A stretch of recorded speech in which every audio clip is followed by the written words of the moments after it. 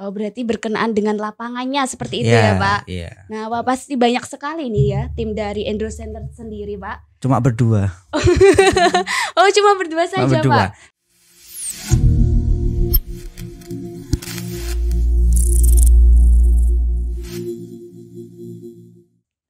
Welcome to EDC Talk Show, ngobrol asik, sharing menarik.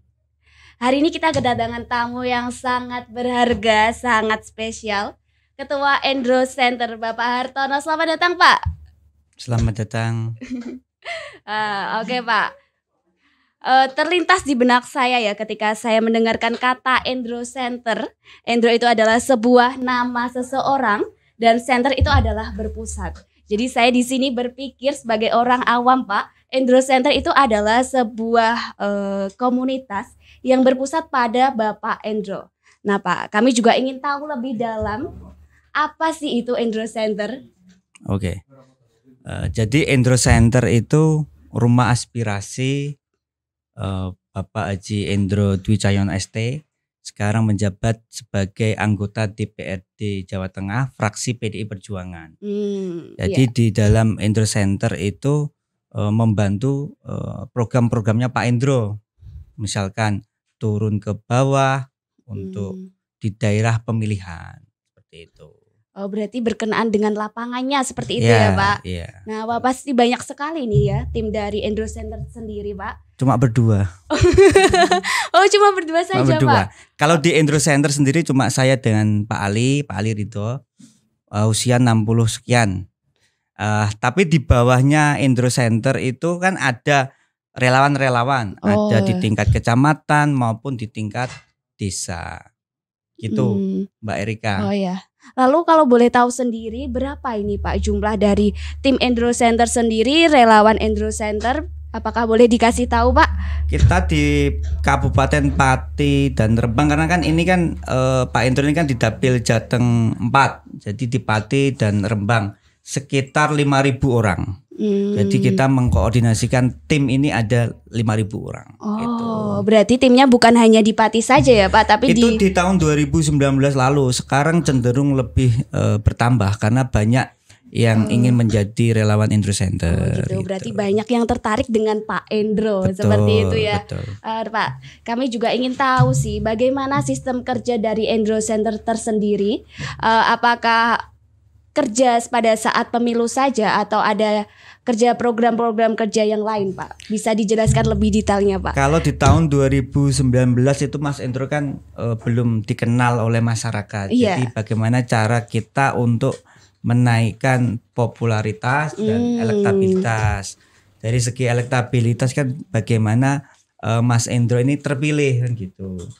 Kita di tahun 2019 lalu itu mungkin masyarakat Pati dan Rembang sempat melihat ya spanduk atau banner yang dibalik itu loh posisinya. Oh, gitu. Artinya kepalanya di bawah. Di bawah.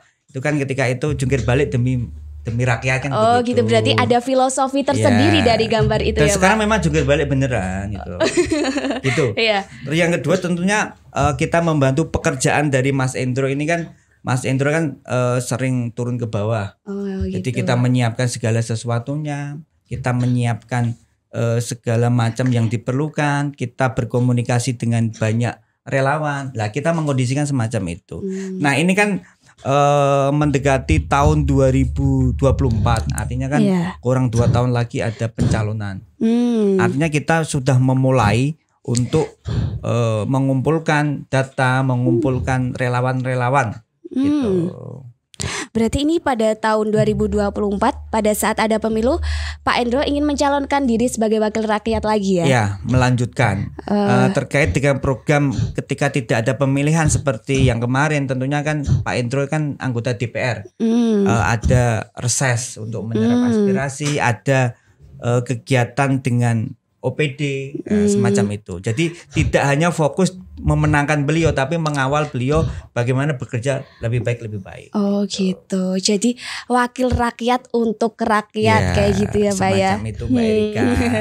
Berarti Endro Center ini sudah mempersiapkan ya untuk pemilu 2024. Sudah. Kalau boleh tahu Pak, apa saja persiapan dari Endro Center? Jadi gini, di tahun 2019 kan kita hanya memberikan janji. Memberikan janji biar bagaimana Pak Endro terpilih, dipilih gitu kan ya, begitu. ya. Nah, setelah terpilih di tahun 2019 kita memberikan komitmen. Seperti orang pacaran kan janji dulu baru komitmen kan. Berarti begitu. ada gitu ya implementasi dari janji yang disebarkan oleh. Karena hampir pada hari ini sampai hari ini itu kita sudah menyalurkan dalam bentuk aspirasi atau pokok pikiran Dewan itu hampir puluhan miliar ya. Kalau pada saat ini kan kita sedang menginput untuk aspirasi tahun 2023. Kita sudah mulai nih. Gitu. Berkaitan dengan aspirasi Pak, ini kan Endro Center sendiri adalah rumah aspirasi. Nah, dari Endro Center sendiri ini apakah ada proja yang berkaitan dengan kegiatan sosial Pak? Ada. Bahkan kemarin yang terbaru kita kan sudah menyalurkan bantuan di Desa Ketintang yang kebetulan ini kan terdampak banjir ya. Iya. Banjir, dan kemarin kita dari kepala desa dan relawan memang WA dengan saya. Terus saya laporin ke Pak Endro perintahnya yuk kita ke sana. Kita menyalurkan bantuan sekaligus bagaimana penyebab banjir ini apa, ini kan harus dimitigasi. Artinya tidak hanya banjir, kalau bantuan ini kan ya semacam itulah. Tapi kan bagaimana mencari pokok permasalahan untuk diselesaikan. Berarti Pak Endro terjun kepada masyarakat ini pada saat ada banjir, bukan hanya untuk memberikan bantuan, tapi juga untuk mengetaskan permasalahan yang terjadi pada Desa Ketintang itu ya. Oke Pak, saya pernah mendengar bahwa Endro Center sendiri ini memiliki relawan juang Pak.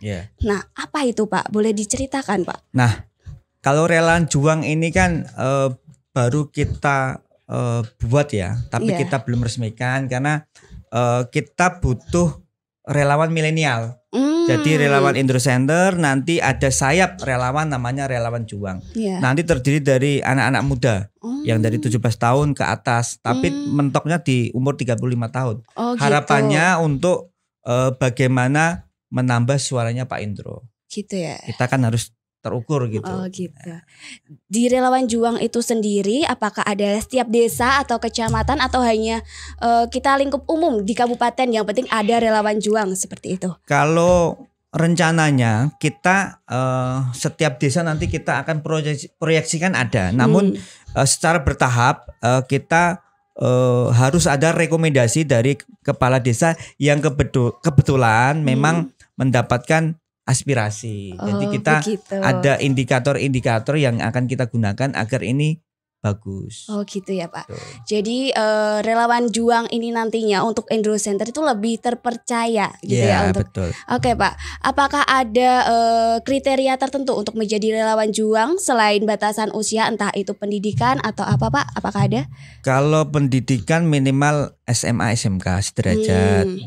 Kalau pendidikan yang tinggi ya yang mereka yang pengen jadi relawan dan berkontribusi ya kita tetap terima. Tapi tetap kita mencari yang muda dan memiliki pemikiran luas terkait dengan politik. Karena kita nanti ada pendidikan politik. Berarti nanti untuk relawan juang sendiri dari Endro Center ini akan mengadakan pendidikan politik ya. Untuk meningkatkan jiwa politik dari relawan juang sendiri. Berarti nanti Bapak akan berkoordinasi tentang siapa pembicaranya, bagaimana materinya, seperti itu ya. Tentunya nanti yang menjadi utama tetap Pak Endro dan kita akan mengundang praktisi-praktisi politik yang memang kompeten. Gitu. Ya Pak, ini menarik sekali. Saya juga ingin tahu relawan juang dari Pak Endro ini apakah harus dari fraksi PDI Perjuangan? Tidak harus. Tidak harus. Artinya tidak harus PDI Perjuangan, namun yang pemuda-pemudi yang ada di Pati maupun Rembang yang ingin bergabung dan bisa belajar berkomitmen bersama mendukung, saya kira kita sangat terbuka. Oh gitu ya. Gitu. Oh gitu. Meskipun nanti muaranya juga kita pengen membesarkan PDI Perjuangan. Gitu ya. Pak, boleh dikasih tahu jenengan kan ini ketua Endro Center sendiri. Apa saja sih yang sudah terlaksana dari wakil rakyat kita Endro Center untuk Pati dan Rembang ini? Oh gitu. Jadi kalau fungsi dari DPR kan salah satu penganggaran. Iya. DPR itu penganggaran dan sudah menyalurkan atau mendistribusikan aspirasi. Banyak yang desa di Pati maupun Rembang sudah mendapatkan aspirasi. Misalkan pembangunan aspal, pembangunan jalan, drainase, talut maupun jembatan. Nah, yang tahun kemarin kita sempat memberikan yang di Desa Bonang rehabilitasi untuk makam di sana, Bonang. Dalam bentuk hibah. Hibah desa wisata. Tentunya yang desa-desa di Pati ini kan kalau memang sudah dapat SK dari Pak Bupati Pati kan bisa mengajukan juga.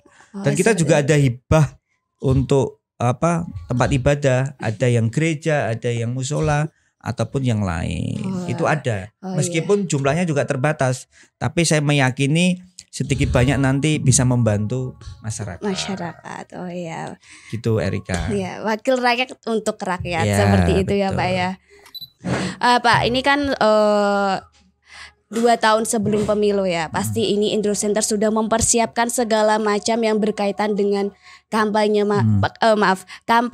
Pak Endro. Nah, bisa diceritakan Pak, bagaimana itu? Apakah sudah terlaksana atau bagaimana? Sudah sampai mana?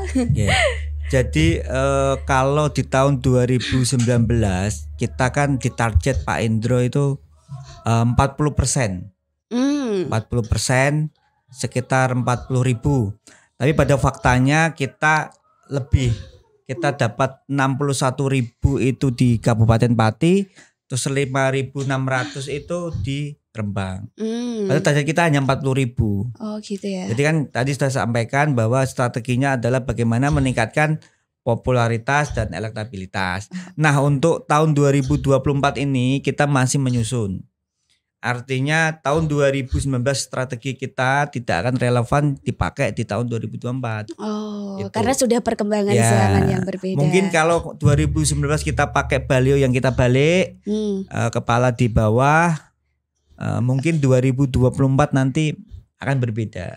Kita akan melihat nanti di injury time-nya. Misalkan Amin 1 tahun nanti kita akan mulai menyampaikan. Kalau sekarang saya sampaikan nanti ada tim caleg lain yang akan meniru gitu ya. Karena sampai hari ini juga banyak yang meniru yang kita lakukan ditiru banyak. Gitu. Seperti pembuatan kaos dan sebagainya kan banyak yang meniru. Meskipun secara ide tidak bisa dicuri kan begitu. Iya. Berarti ini Endro Center sendiri terbilang sangat kreatif dan unik ya. Ya karena masih muda-muda. Gitu. Ya, jiwa muda, generasi muda. Untuk prokja dari Endro Center sendiri ini, apakah menunggu komando dari atau instruksi dari Pak Endro atau melaksanakan jika ingin dilaksanakan seperti itu? Nah, artinya segala sesuatunya tetap kita laporkan. Jadi kalau Endro Center itu tetap menyampaikan apapun yang akan kita lakukan. Namun ada hal-hal yang tidak kita sampaikan sepanjang itu kita menyelesaikan dengan baik. Jadi tidak semua beban-beban itu ditanggung oleh Endro Center maupun Pak Endro. Seperti ada permasalahan dengan relawan, kita akan menyelesaikan. Sepanjang kita bisa menyelesaikan, kita selesaikan di tingkat kita. Namun kalau tidak bisa ya kita laporkan. Namun ada program-program yang memang sudah terstruktur, itu kan ada. Misalkan kegiatan-kegiatan dengan OPD, dengan dinas provinsi itu kan ada. Terus kegiatan-kegiatan terkait dengan reses itu kan setiap 3 bulan sekali kan ada. Nah itu kan sudah terstruktur, terjadwal. Nah karena relawan ini kan bertemu dengan banyak karakter orang. Jadi ada yang SDM-nya tinggi, ada yang SDM-nya rendah. Jadi kita tantangan kita di situ. Bagaimana kita bisa merangkul semua dan bisa meyakinkan bahwa kita sudah melakukan hal-hal yang baik. Kalau sempurna sih tidak, tapi kita akan melakukan yang terbaik, memaksimalkan potensi yang ada gitu. Gitu, iya Pak. Endro Center sendiri Pak, kan tadi dikatakan bahwa timnya hanya ada 2 orang. Apakah tidak ada rencana untuk perekrutan Pak? Gini, sebenarnya tim 2 orang ini kan inti. Nanti kita akan dibantu dengan banyak staf biasanya begitu. Oh seperti itu. Nanti kan kita akan mencari staf-staf yang mumpuni kan gitu. Iya. Terus kita akan tetap berkolaborasi dengan banyak orang. Karena kalau 2 orang ini hanya inti. Iya, itu hanya inti gitu ya. Nanti kita akan dibantu oleh staf-staf. Misalkan nanti kita kan sudah disupport sama Mitra Pos, artinya kan nanti ke depan kita akan bersinergi karena dari 2018 sampai hari ini kita masih konsisten. Mitra Pos juga membantu kita. Meskipun saya sendiri yang punya. Gitu. Ini direktur dari Mitra Pos, media partner kita ya, yang ada dalam podcast ini, Endro Center. Nah, ini ada cangkirnya. Ini logonya. Oh ya Pak, ini kan udah di akhir pembicaraan kita. Bisa memberikan close statement nih Pak dari podcast kita hari ini.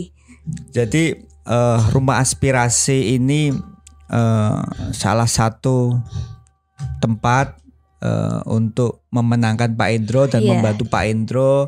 Kerangkanya yakni untuk membantu pekerjaan Pak Endro dan bagaimana Pak Endro ini jadi kembali. Oh gitu. Dimanapun beliau, misalkan ini kan di DPRD Jawa Tengah. Kalau ada rencana ke tempat lain, ke RI maupun ke yang di Pati, kita tetap selalu support. Gitu. Dan warga masyarakat yang relawan yang ada dimanapun berada, saya kira kita rapatkan barisan untuk mendukung Pak Endro dimanapun berada. Salam perjuangan merdeka. Merdeka.